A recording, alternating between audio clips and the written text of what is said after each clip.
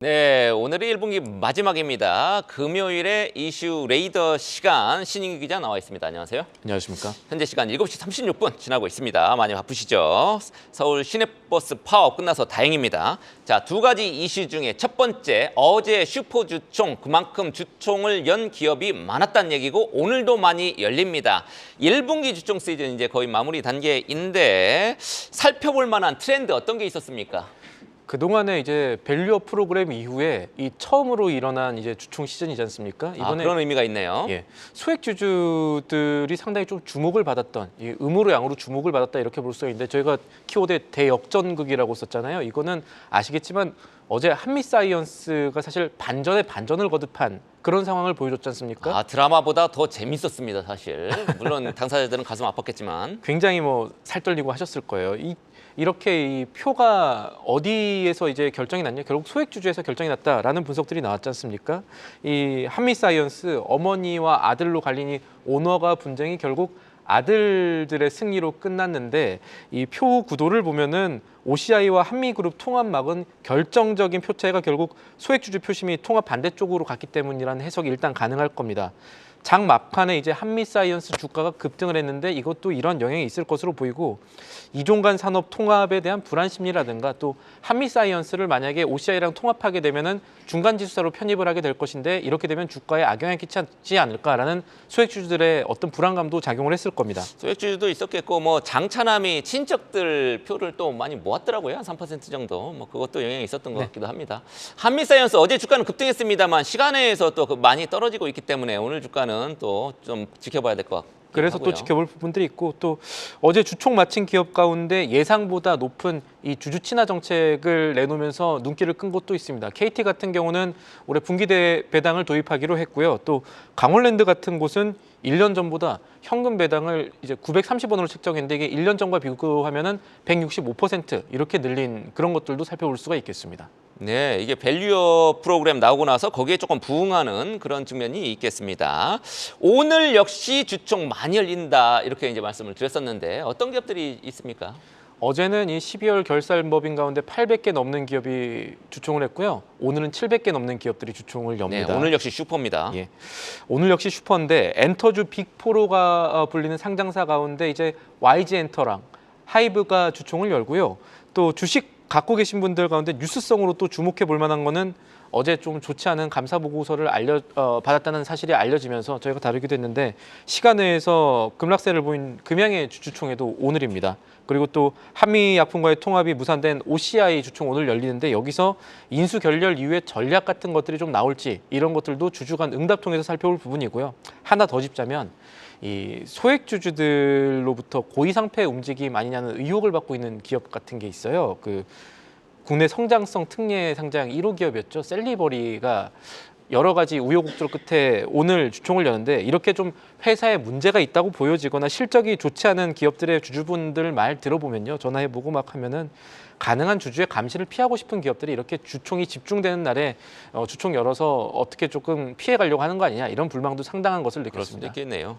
남양엽도 오늘 주총했더라고요. 맞습니다. 이제 홍은식 회장 어떻게 승복을 할지 모르겠습니다. 지금 보니까 어제도 그렇게 이제 우리 신 기자 얘기를 들어보니까 800개 이상, 오늘도 한 700개 이렇게 예정이, 이렇게 주총 집중적으로 이틀에 쏠려 있단 말이죠. 네. 이러면은 우리 주주분들 뭐 종목 한 종목만 투자한 분들보다는 다양한 종목에 분산 투자한 분들이 그렇죠. 많을 텐데, 뭐 어느 주총에 가야 될지 이거 갈피 잡기가 어렵고, 이렇게 주총일에 이렇게 쏠림 현상이 심해지면 주주 입장에서는 그렇게 바람직하지 않을 것 같은데 어떻습니까? 굉장히 맞는 지적이신데, 국내의 이 12월 결산법인이 우리나라에 2,670곳이 좀 넘습니다. 그런데 지금 이틀 사이에 1,500곳 넘는 곳이 이제 주총을 하지 않습니까? 이렇게 되면은 말씀하신 대로 주주들이 의결권 행사하는 게, 제대로 하는 게 되게 어려워집니다. 예를 들어서 뭐 제가 삼성전자 주식도 갖고 있고 LG전자 주식도 갖고 있다고 하면, 이 두 회사가 같은 날 주주총회 열면 한국밖에 못 가지 않습니까? 그렇죠. 몸은 하나인데. 그렇습니다. 그래서 뭐 완전 전자식으로 주주총회라면 어떻겠느냐, 뭐 이런 생각들도 국회에 오르긴 했지만 아직 통과가 안 되고 있고요. 그리고 이게 통과가 되더라도 기업들의 정관이 또 바뀌어야 하는 거 고려하면은 이 전자주주총회라든가 이런 제도 개선 같은 건 빨라도 2026년 내에 내야 됩니다. 그래서 기업들이 좀 알아서 좀 피해 줬으면 하는 것들 바람이 있는 이유고, 이런 부분들이 좀 개선이 돼야 될 것으로 보입니다.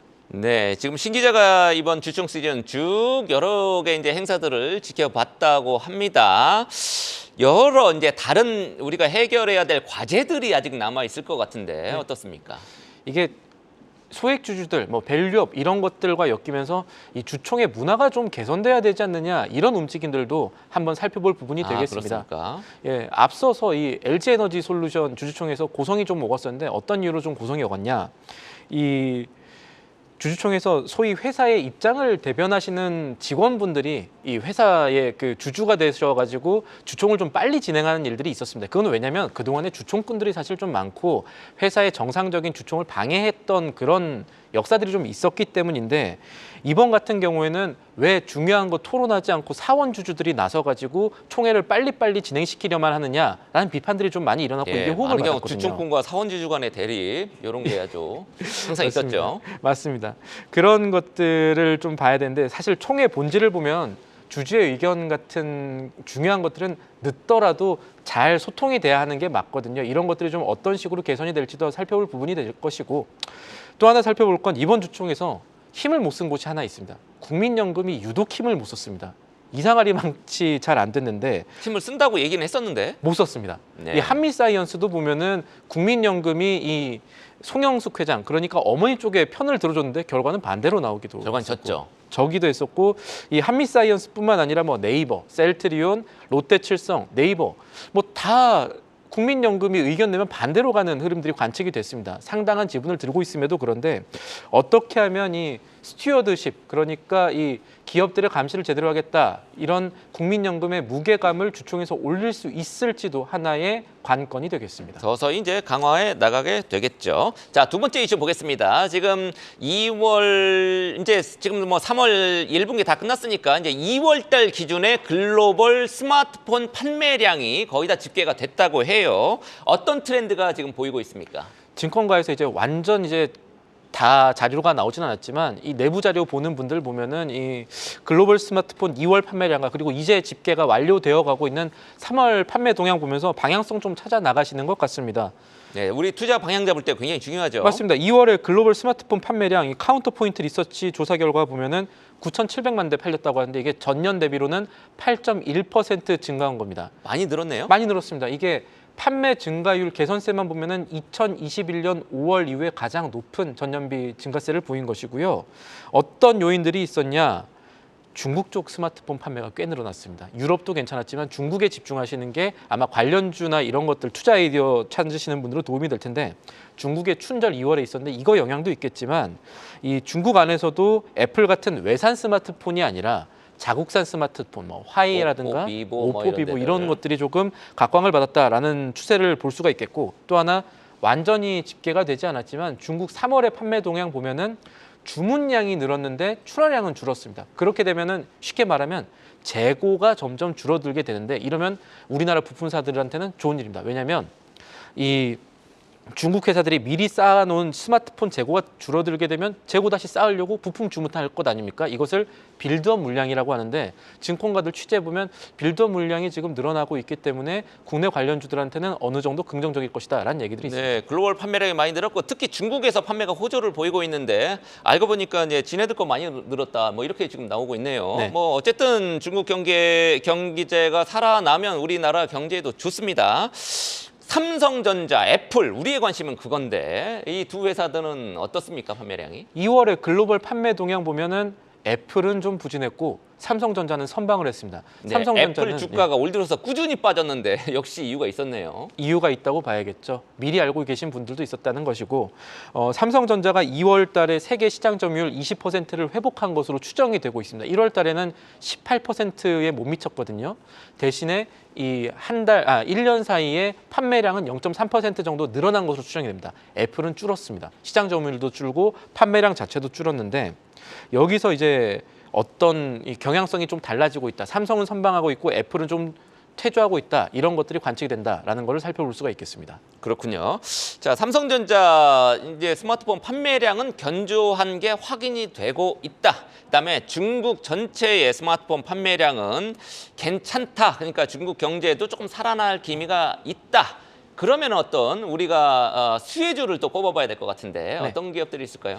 일단 수혜주를 보면은 NH증권 같은 경우는 삼성전기, JNTC, 세경하이테크 같은 기업들을 관련주로 추천할 만하다라고 삼성전기? 있습니다. 네, 예. 삼성전기와 JTNC 그리고 JNTC 그리고 세경하이테크인데 삼성전기 같은 것들 논리 살펴보면은 삼성전기는 삼성전자와 중화권 스마트폰에 모두 부품을 공급하고 있기 때문에 이 추세가 계속될 것으로 본다면 나쁠 게 없다라는 논리고, 그리고 JNTC라는 기업은 커버글라스를 생산하는 기업이에요. 이 중화권 고객사들이 잘 되면은 같이 잘 되는 기업이고요. 세경하이테크는 스마트폰에 씌우는 필름을, 앞뒷면으로 씌우는 필름을 공급합니다. 테크 필름이라고도 하는 건데, 이 공급 계약 같은 거를 조금 더 들여다보면 중국산 스마트폰 회사 가운데 이제 오포가 잘 될 경우에 이 회사 같은 경우는 실적에 더 개선 도움이 될 것이라고 보고 있는 증권사의 흐름들이 있었습니다. 네, 수고하셨습니다. 저희는 다음 주에 또 새로운 모습으로 신인규 기자와 함께 하겠습니다. 지금까지 이슈 레이더였습니다. 계속해서 다양한 경제 이슈를 알고 싶다면 구독과 좋아요, 알림 설정 부탁드립니다. AI 캐스터 권미정이었습니다.